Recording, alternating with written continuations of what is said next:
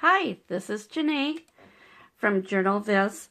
Just coming to you tonight with a little video, again with our Merry and Bright stencil, and just wanted to show you how you can incorporate some lettering with one of the little Christmas lights that we have on it. What I did was I went and drew our little cording, as you can see here, just using this as a guide, and then filling in with just a green colored pencil. And then this is the light bulb that I'm using today, and it's just, this is the little metal portion of the light bulb, and this will be the color bulb. And so what I did was I went along the line, and as many letters as was in December, I did a little cap along the line, as you can see here, and then I'm just going to go ahead and put in a colored bulb for each one, just like this. Very much like the last video that I did, where I used a color such as red and went darker around the edges and lighter towards the middle of the glass bulb. And I also like to incorporate a couple shades of red, darker around the edge, and then maybe a brighter one to fill in to give it a little bit more of a Christmas red look.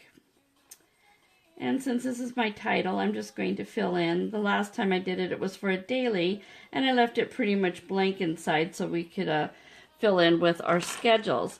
But this time I'm going to just put a letter inside.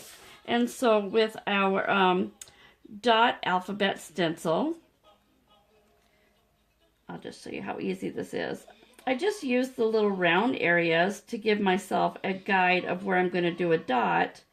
And then the edges, I'm going to just go around as such to do the rest of the letter and fill in the dot. And there's my D for December. Super easy and a really quick page, which is what I really like the most. Let's see, use a darker green. And so I'll just do a couple of them to show you real quick.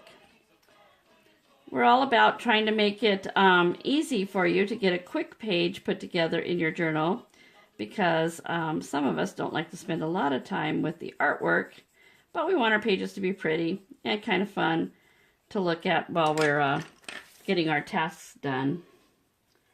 So there's a couple different shades of green to give it a little bit more of a depth. And then, oh dear, where did I put my black? Probably right here in front of me. There it is. And then we'll just kind of try to center that E in that light bulb.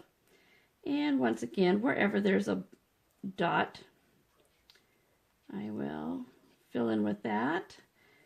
And just use the straight areas kind of as a guide. You don't have to like butt up against the edge of the stencil to get a good look. Just inside that stencil. What these do is it can help you keep your letters at an even height, yet they're going to look pretty much like you did them originally, and not like they were just like a sticker stuck on the page. And I think it looks, great. So that's what I did with that. I also wanted to show you kind of, the bell looks really strange on a stencil, and I wanted to show you how easy this is to make a cute little jingle bell. So this is the little topper of that, and I hope you can see it. My hand isn't in the way. So just like that, I'm going to get a darker gray.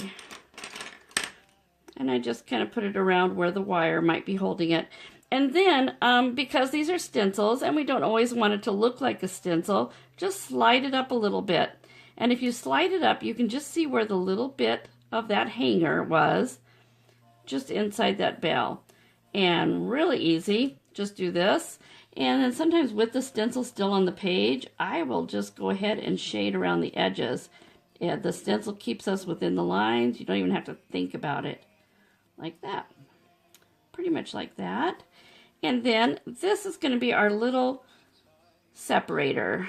I don't know what you call those cuts in the jingle bell, but it's what makes it sound great. And once again, we're just going to use the little bulbous part there as a guide. And then just like that. And then if you move it away, ta-da, it looks like a cute little jingle bell. And then fill in maybe with another shade of gray. Like that. darker around the edges.